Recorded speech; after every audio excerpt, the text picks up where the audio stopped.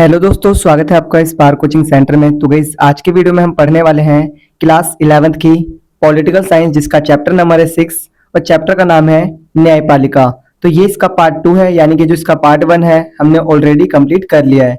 ये मेरा phone number है 8178988103। आप इस नंबर पे कॉल कर सकते हैं या व्हाट्सएप कर सकते हैं अगर आपको पीडीएफ रिलेटेड या फिर कुछ अदर प्रॉब्लम आ रही हो तो। और सेशन जो रहने वाला है 2026 से 27 है। बुक आपकी फर्स्ट है, ठीक है। तो आइए स्टार्ट करते हैं आज की वीडियो। उससे पहले मैं बता दूं कि यहाँ पर आपको जिस तरीके से पॉलिटिकल साइंस करवाई जा रही है उसी प्रकार से आपको यहाँ पर physical education, geography, history, Hindi, English भी करवाई जाएगी। तो बहुत जल्दी आपको अभी हिस्ट्री के नोट्स और जियोग्राफी के नोट्स भी आपको यहाँ पर देखने को मिलेंगे, और साथ ही साथ इंग्लिश और हिंदी के भी। तो आइए स्टार्ट करते हैं वीडियो को। उससे पहले अगर आपने चैनल को सब्सक्राइब नहीं करा तो चैनल को सब्सक्राइब कर लें, साथ ही साथ बेल आइकन हिट कर लें। तो देखिए, पार्ट 1 में हमने 11 क्वेश्चन कर लिए थे और अब हम करेंगे 12 क्वेश्चन, ठीक है। न्यायपालिका क्या है? तो आंसर देखिए, एक ऐसी न्याय करने वाली संस्था जिसमें न्यायाधीश बिना भय और भेदभाव के न्याय करता है उसे न्यायपालिका कहते हैं। तो देखो, न्यायपालिका एक ऐसी संस्था है जो किसी बिना जो क्या करती है, जो न्याय करती है। और न्याय किस द्वारा करती है? बिना किसी भय के और भेदभाव के। मतलब कि उसके सामने कोई भी व्यक्ति ऐसा नहीं कि अमीर या गरीब, या फिर वो किसी के लिए भेदभाव नहीं करेगी, और बिना किसी डर के, यानी कि उसको ऐसा भी डर नहीं है कि अगर मैं इसके खिलाफ न्याय करूंगा तो ये मुझे ऐसे कर देगा या वैसे कर देगा। ऐसा कोई उसके मन में भय नहीं होता है, ठीक है। नेक्स्ट है आपका, नेक्स्ट है क्वेश्चन नंबर 13। न्यायपालिका के दो कार्यों को लिखो। जो न्यायपालिका है उसके दो कार्य को लिखना है। तो देखिए, पहला दिखा रखा है, न्यायपालिका नागरिक के मूल यानी मौलिक अधिकारों की रक्षा करती है, जिसके अंतर्गत राज्य ऐसा कोई कानून नहीं बनाएगा जो मौलिक अधिकारों को छीनता हो या कम करता हो। देखो, पहला कार्य क्या है न्यायपालिका का, कि वो जो मौलिक अधिकार है उनकी रक्षा करती है, ठीक है। दूसरा, न्यायपालिका विधायिका द्वारा पास किए गए कानूनों की जांच का कार्य करती है। जो न्यायपालिका क्या करती है कि जो भी विधायिका यानी विधानसभा से जो भी कानून पास होता है उसकी जांच करती है, साथ ही वह संविधान की व्याख्या कर सकती है। और देखो, साथ ही क्या करता है जो न्यायपालिका, क्या करता है कि जो संविधान की व्याख्या भी करता है, ठीक है। क्वेश्चन नंबर नेक्स्ट है 14 का देखते हैं, न्यायिक पुनरावलोकन का क्या अर्थ है? देखो, यहाँ पर बताया गया है कि जो न्यायिक पुनरावलोकन है उसका क्या अर्थ है। तो देखिए, आंसर दिखा रखा है, न्यायिक पुनरावलोकन का अर्थ है कि न्यायपालिका को यह जांचने का अधिकार है कि विधायिका द्वारा बनाए गए कानून और कार्यपालिका के निर्णय संविधान के अनुरूप है या नहीं। यदि कोई कानून संविधान के विरुद्ध पाया जाता है तो न्यायालय उसे असंवैधानिक घोषित कर सकता है।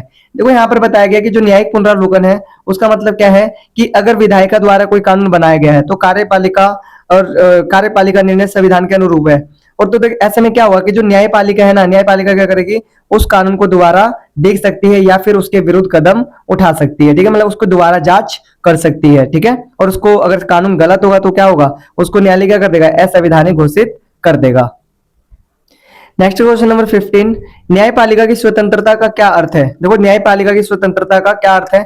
तो आंसर देखिए, बता रखा है, न्यायपालिका की स्वतंत्रता का अर्थ है स्वेच्छाचारिता या उत्तरदायित्व का अभाव। मतलब देखो, न्यायपालिका की स्वतंत्रता का क्या मतलब है? स्वेच्छाचारिता, मतलब कि वो खुद से ही क्या कर सके, मतलब कि निर्णय ले सके, ठीक है। और उत्तरदायित्व का अभाव, मतलब किसी को उसको उत्तर ना देना पड़े, तभी तो न्यायपालिका क्या होगा, स्वतंत्र होगा। मतलब कि किसी को कोई जवाब नहीं देना, खुद से जो कार्य करना है वो करना। तो ऐसे में क्या रहेगा, जो न्यायपालिका रहेगी वो स्वतंत्र रहेगी, ठीक है।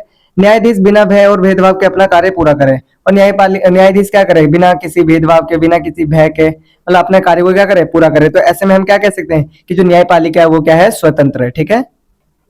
तो ये मेरा फोन नंबर है 8178988103।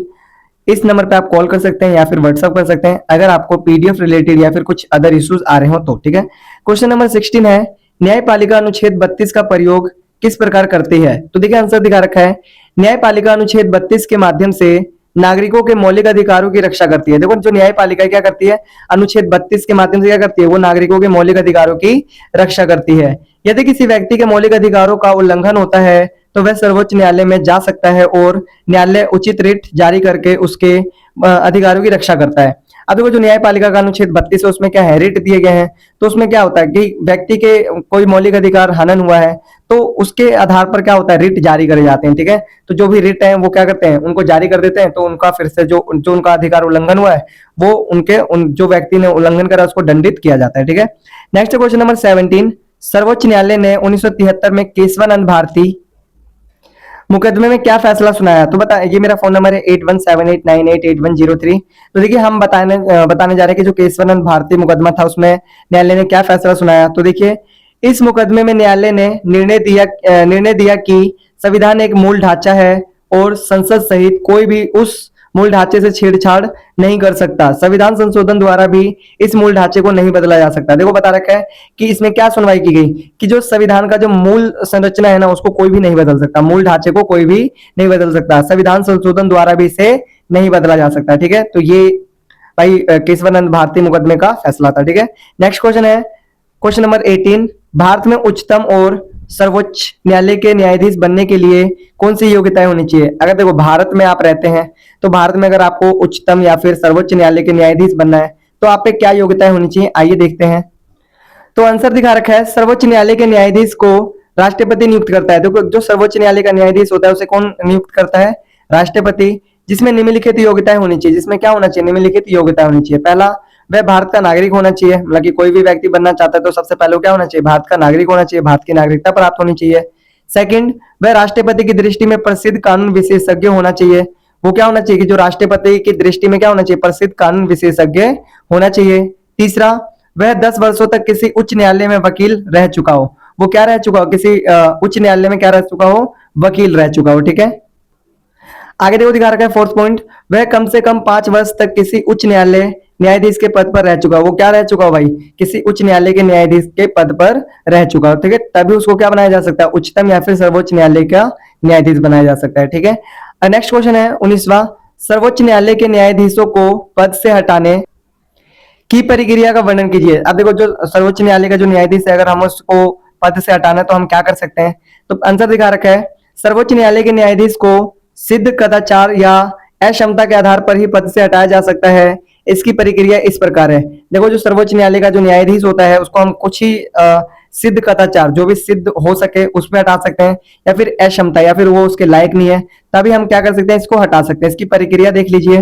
पहला दिखा रखा है, न्यायाधीश को हटाने का प्रस्ताव संसद के किसी भी सदन में लाया जा सकता है। देखो जो जो न्यायाधीश को हटाने का जो प्रस्ताव है वो चाहे लोकसभा में लाया जा सकता है चाहे राज्यसभा में। ठीक है, दूसरा, प्रस्ताव को सदन के विशेष बहुमत से पारित करना आवश्यक है। जो प्रस्ताव है ना उसको क्या होना चाहिए? विशेष बहुमत से पारित करना आवश्यक है। ठीक है, देखो नेक्स्ट है, दोनों सदनों से प्रस्ताव पारित होने के बाद इसे राष्ट्रपति के पास भेजा जाता है। अब देखो दोनों सदनों से जो भी प्रस्ताव पारित होगा, ठीक है, उसे क्या करेगा? राष्ट्रपति के पास भेजा जाएगा। ठीक है, चौथा, राष्ट्रपति के आदेश के बाद न्यायाधीश पद से हट जाता है, और राष्ट्रपति जब आदेश देगा तो न्यायाधीश क्या हो जाएगा? अपने पद से हट जाएगा। ठीक है, नेक्स्ट है आपका, अब देखिए हम यहाँ पर निष्कर्ष देख लेते हैं। यह प्रक्रिया न्यायाधीशों की स्वतंत्रता बनाए रखने और उन्हें राजनीतिक दबाव से सुरक्षित रखने के लिए कठिन रखी गई है। ये क्यों रखा गया भाई कठिन? ताकि ना कहीं जो न्यायाधीश है उनकी स्वतंत्रता रखी जा सके और राजनीतिक दबाव भी उन पे कम पड़े। ठीक है, आगे है क्वेश्चन नंबर 20। सर्वोच्च न्यायालय किस प्रकार अपील का सबसे बड़ा न्यायालय है, वर्णन कीजिए। तो इसका जो हम वर्णन करेंगे वो करेंगे पार्ट 3 में। तो ये मेरा फोन नंबर है 8178988103। आप इस नंबर पे कॉल कर सकते हैं या व्हाट्सअप कर सकते हैं अगर आपको पीडीएफ रिलेटेड या फिर कुछ अदर स्टडी रिलेटेड इश्यू हो रहे हैं तो मिलते हैं फिर नेक्स्ट वीडियो में। तब तक के लिए टाटा बाय बाय, जय हिंद, जय भारत।